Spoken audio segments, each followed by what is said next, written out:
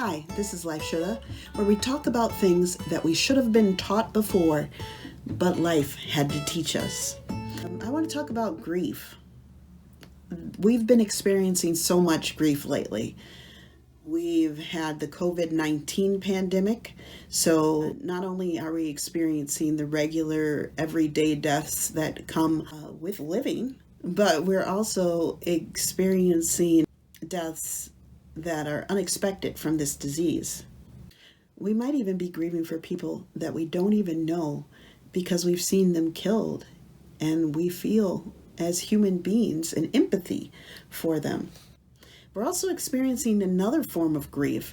We're experiencing grief of the future we thought we were going to have, the future of how we thought that our lives were going to go, different plans that we've made that we've had to change because of the way things are, even different forms of communication and touch. If you're a hugger or a touchy-feely person like me, you're also might be experiencing grief around the absence of touch. The absence of touch is real. Mainly we're going to focus on the kind of grief that everybody thinks about, the grief of losing someone that you love or care about. So I'm going to tell you some of my experiences with grief. When my mom passed away, she had a very aggressive form of cancer that she got sick one day, and in less than 2 months, she was gone. So we experienced a very, very quick hospice situation and sickness and death. I couldn't believe that so many other people had been in this kind of pain before, and we don't really talk about it. We talk about grief as a thing that we all go through, and it's sad. So my therapist says it's like standing at the edge of the ocean.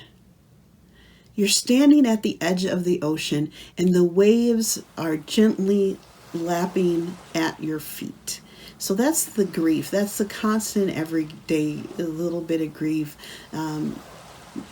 But sometimes you don't really think about it, especially if it's been a while. But then there's times where the ocean wave comes and knocks you down with how severe it is. For me, that happened. Probably the first time it happened was when I went to the grocery store and there were caramel apples there. And I love caramel apples, and my mom would get me caramel apples and she'd have to hide them because otherwise I'd eat them all at once. So just that memory of her was enough to just make me start sobbing all of a sudden. And I hadn't really thought about her. I was just going grocery shopping. It was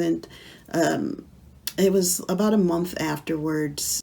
But I was starting to get, a little more time in between those times. And just so you know, a lot of that grief that I had, the worst grief, racking sobs, fall down on my knees kind of grief, that grief came before she actually died. When I knew she was dying, when she was about to go into hospice, that's when the worst grief was, in that sense. I was already grieving her before she was dead because I knew that she wasn't going to be there for long. And I knew that while she was here, things were going to change. And that's something that I want you guys to know, that it's okay to start grieving before someone passes away if you know that they are in the process of passing away. The other thing that I had wished that I had known, because at that time at the grocery store, I got really sad. I started crying, but there's been other times where I haven't been sad. I've just been angry, and I didn't know why. I was especially irritable and didn't know why. It took me a little bit. So about 2 years after my mom passed away, my friend's father was passing away, went into hospice due to a cancer as well. And I didn't realize that had put me back into the grief as much as it had. I went into the why, and I just went to pick up a schedule for the pool because I love swimming. And when I went in there, the woman asked me to check in, and I said, I'm just getting a schedule, so I don't need to check in because I wasn't going to go work out. And she said, well, you have to check in anyway. And I got really mad. I was very angry, very, very angry. And afterwards, I realized that the reason I was angry was because of my mom, because I was back on that grief train, and I didn't even know I had gotten on. Thinking about my friend's father in his hospice brought all that stuff back to me. So I wrote a letter apologizing to the woman at the Y. After that, though, I was more cognizant of when I was more into grief. So if I was missing my mom, or in particular, and I would start to get irritable, I would make sure to tell people. So, because some people, oh my goodness, right? Some people, yeah. They ask stupid questions, they're annoying, and then you figure out, oh, okay, this is annoying me extra much, and I might not be able to hold it in this time because I'm in this place. And it's important to have that awareness so you can tell people, look, I'm grieving right now. I have a very short fuse. That they're in a heightened space. And so just tell them that. Tell them I just don't want to be bothered right now, or whatever you need. I know it sucks that you have to tell them because, you're in your feelings and everything, but please do. Don't be afraid to show people that you're hurting. It's okay. Especially the people that love you. It's okay. Like my pastor had said that one of the things that she sees the most at funerals is families fighting. And they're fighting partially because sometimes they don't even realize their tone is different. And everybody is on edge and is in their feelings and feels some sort of way. So if you can wait to have discussions with family, or if somebody in your family is really bugging you surrounding grief, it might be better to wait for a little bit to talk to them about it, knowing that you're grieving, they are grieving, and the two might not go together well. When my grandma passed away before my mom, I actually snapped at my cousin, and I didn't even realize really that I had done it until my mom said so. And this cousin loved grandma. She was the closest, I would think, to grandma. And I know that I hurt her feelings in that moment, and we still haven't had the same relationships since. So try not to have any kind of conversations that'll be hard on you, but also be more forgiving of people that are grieving. Try to be better about how you interact with people.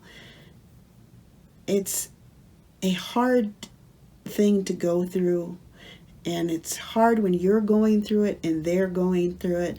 If there's any way that you can find somebody who is sort of close but not really, if that is a spouse or a friend or somebody who didn't know the person, who might have known the person but didn't know the person quite as well as you did, if there's any way that you can rant to them, that might be better, because just tell them that that's what you need to do.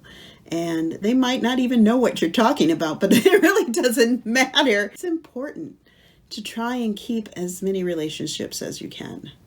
The same kind of things can happen while you're grieving actual things freedoms.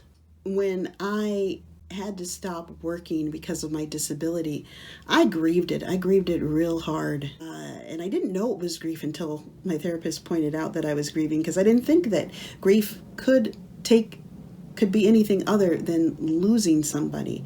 But I had to change who I thought I was in my head. I was still the same person, but in my head, I had always seen myself as as they say, productive member of society. So not having a job, not earning my own money, having to rely on the government for disability, none of that is what I wanted to do. None of it. Like, I didn't have any kind of negative thoughts about people who were on government assistance, but I internalized some that I didn't even know I had. And so not working was very, very difficult for me. And taking assistance was even harder. I didn't want to be somebody that was a burden. I didn't want to think of myself as a burden. This is all stuff that we go through. So, maybe all the quote unquote Karens out there, something else that's going on. I mean, remember, anger is fear and hurt. And we're all afraid right now. We're all hurt right now.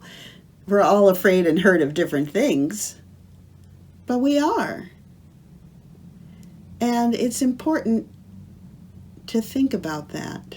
The last thing that I want to say is that it's helped so much by going to therapy, so I could communicate how I felt. And I hope that you can do that too. I can't tell you everything to do that'll help you with grief, because everybody is different. I don't know how you'll handle grief, but those are just some things to be aware of. So know that you are not alone. Know that this pain, this gut-wrenching pain, this hole in your heart, you're not the only person who's had it. And it'll get better. You'll allow yourself to get better. So if you have experienced grief, please put a 1 in the comments. And if there's something that you want to share with us, something that you should have been taught but life had to teach you, please share in the comments. Don't forget to like and subscribe. Thank you so much for being here.